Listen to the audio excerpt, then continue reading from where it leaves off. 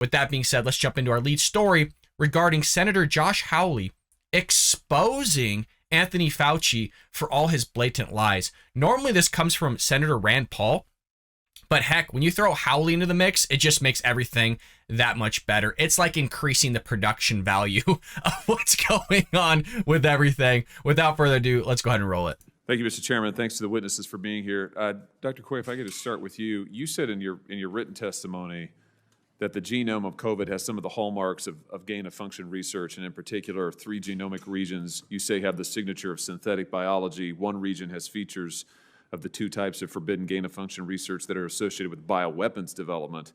And you said in your opening remarks that you believe COVID-19 was the product of gain-of-function research and was from a lab leak from the Wuhan Institute of Virology. My question, I guess, is, do you think that China engaged in a cover-up to prevent the world from knowing the true origins of this virus and a lab leak?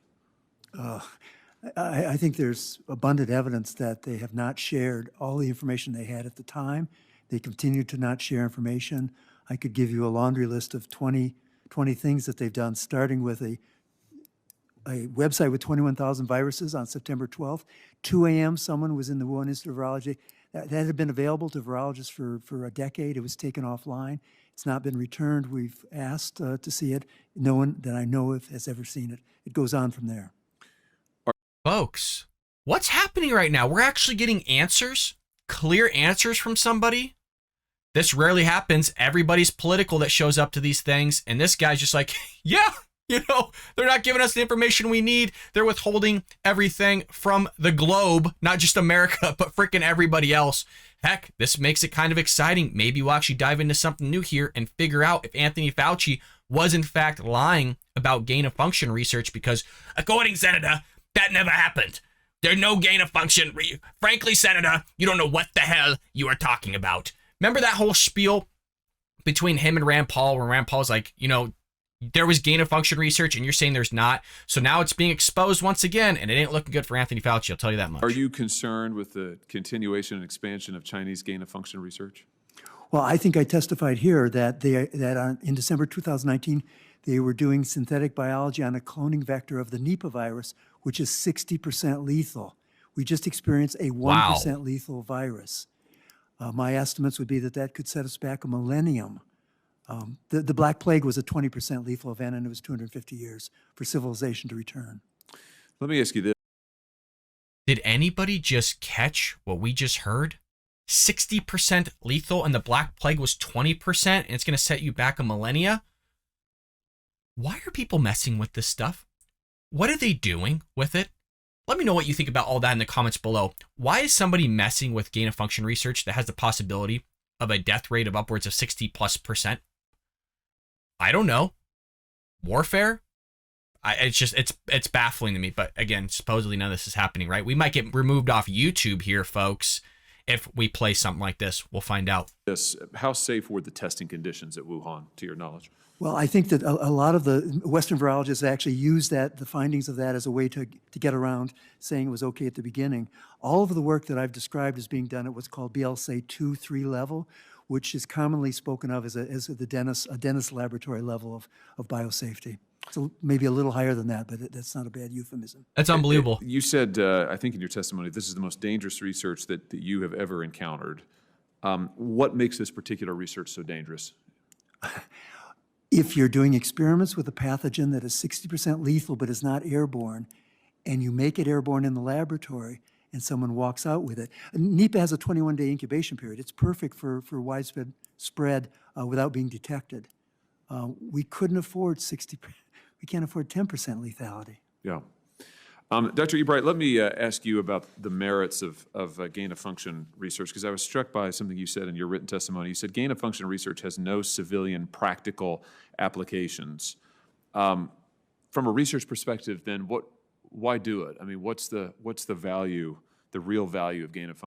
Thank you. This is what we're supposed to comment down below with, so maybe we'll get an answer, because, I mean, I had the same thinking as Howley did here of like, well, what would this be used for? What's the advantage of doing this? And the only thing I can really think of would be, in a sense, maybe some sort of biological warfare or just warfare in general of just wiping out a population. I don't know. Function research. not a matter of value, but incentives, particularly incentives within the academic research ecosystem. Gain of function research of concern is fast and easy, much faster and much easier than vaccine or drug development. And gain of function research is publishable, and gain of function research is fundable. With those four incentives in place, fast, easy, fundable, and publishable, the research will be performed. What is Eliminate any one of those incentives, and it will not be. so? Thinking about China for a second, what's China's interest in gain of function research? They have witnessed the United States leading the way with gain of function research. Most gain of function research of concern performed to date has been performed either in the US with US funding or overseas with US funding. China has wished to be part of that and has participated in gain of function research of concern in China with US funding, and has also supported gain of function research of concern in China entirely through Chinese programs. So let me ask you this: gain of function research and bioweapons. What's the connection there? I mean, what role does? Okay, so this is actually a great line of questioning from Senator Hawley, and that's why I haven't commented on kind of what this, I don't know if you call him a guest or who he is, but commenting when Hawley asked, what's the purpose of this? I mean, why create something like that of upwards like 60% or trying to do this type of gain of function research if it's not really for civilian purposes at all? And the guy kind of dodged the question. He just basically said, oh, well, it's easy to do. It's easy to get funding. It's easy to do research and get published and all these things.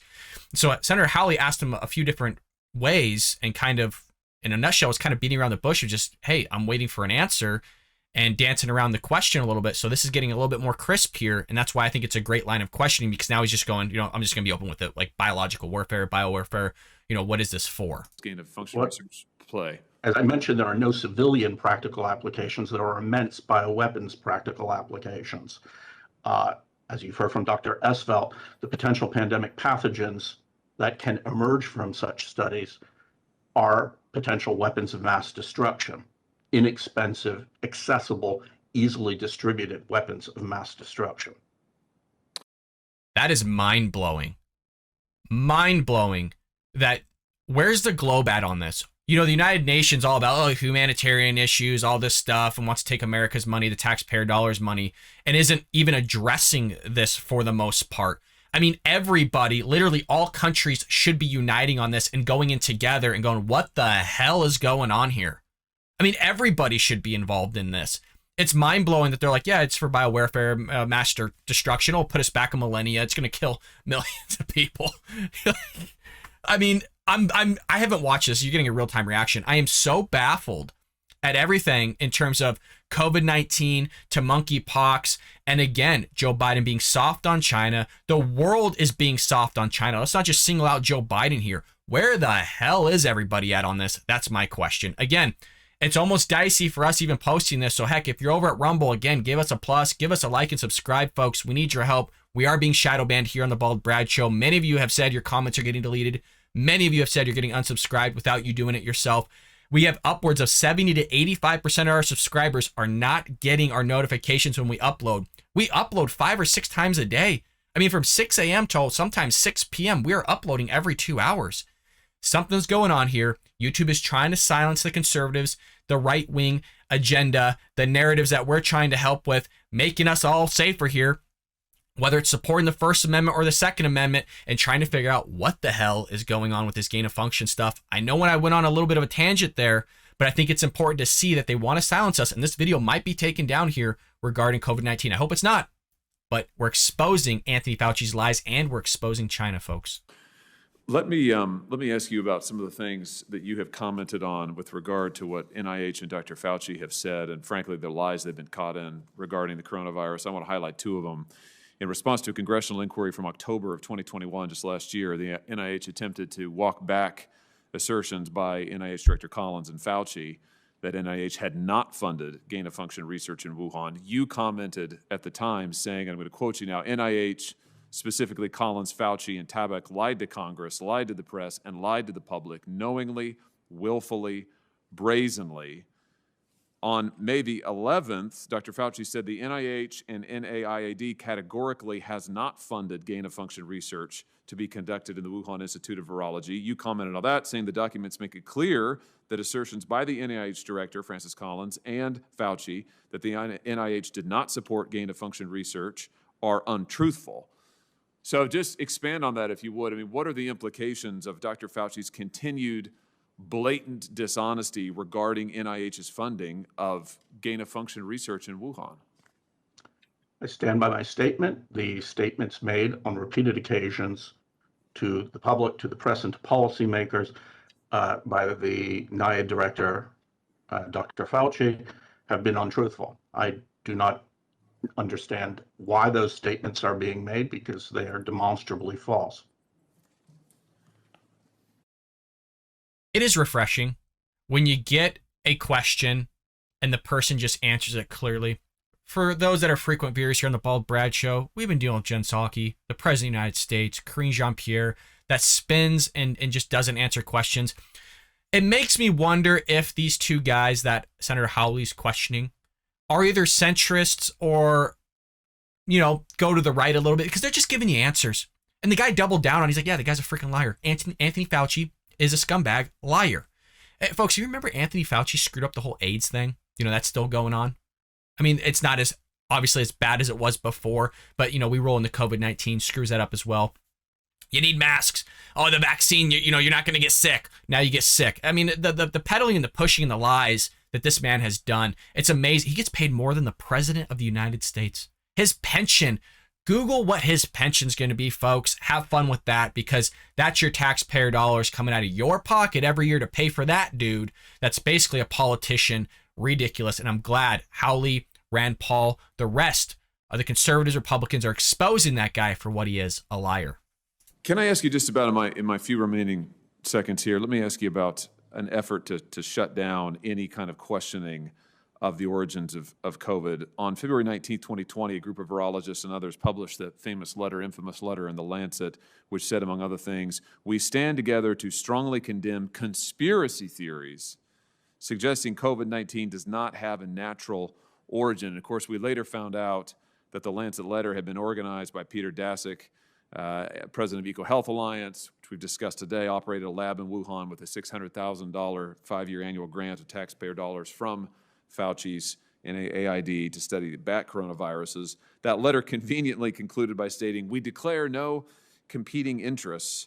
Many people designate this letter as the first effort to quash any kind of debate about the origins of COVID-19. Do you think that labeling the lab leak theory as a conspiracy theory so early on had the effect of slowing down investigations into the origins of the virus? It certainly had that effect, but the Lancet letter that you described was only one of two efforts to impose the false narrative that science shows SARS-CoV-2 entered humans through natural spillover, and that is the consensus view of scientists. One of the efforts was the Lancet letter you discussed. The other effort was coordinated and orchestrated through the National Institutes of Health, through the NIAID director, Dr. Fauci, and the NIH director, Dr. Collins, and resulted in the publication of an opinion article entitled "Proximal Origins of SARS-CoV-2," making the case, again, that SARS-CoV-2 could not have been a product of research-related spillover. The guy just dropped a nuke, folks. The guy just completely shattered Anthony Fauci and everything that he was pushing for how many months, if not years? My mind is blown. I actually don't know what to say. Very rarely am I kind of speechless right now. Let's see if anything of this man's testimony, as well as the other gentlemen, they seem like they're both MDs or doctors. You know, let's see if anything comes of it in terms of Congress going further with this and wanting to investigate it even further. And freaking maybe the UN wants to get involved, or at least our allies, to figure out what the hell's going on here. Thank you very much. Thank you, Mr. Chairman. If you enjoy... Folks, wild, wild, wild. And applause to Senator Josh Hawley for doing yeoman's work over there, getting to the bottom line of exposing Anthony Fauci for his lies that he's been pushing upon the American people and frankly the globe here for over 2 years now. I hope you enjoyed that clip from the Bald Brad Show. If you did, make sure to hit that subscribe button so you can stay up to date on all our future content.